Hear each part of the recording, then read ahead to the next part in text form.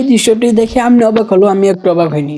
কারণ 1% মানুষের কাছে রয়েছে 24% সম্পদ এবং 10% মানুষের কাছে রয়েছে 58% সম্পদ এবং মিডল ক্লাস 40% মানুষের কাছে রয়েছে 37% সম্পদ।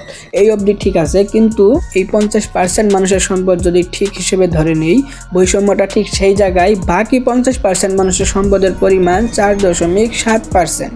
অর্থাৎ বাংলাদেশের জনসংখ্যা যদি 100 জন হয় এবং টাকার পরিমাণে যদি 100 টাকা হয়, তাহলে 50 জন মানুষের কাছে রয়েছে মাত্র 4 টাকা 70 পয়সা, আর বাকি টাকাই রয়েছে মিডল ক্লাস এবং ধনীদের কবজায়। এই জন্য অধিকাংশ খারাপ কাজগুলো এবং রাজনৈতিক দলের লোকগুলোর হয়ে কাজ করে ওই 50% লোকগুলোর ঘর থেকে আসা সন্তানরা।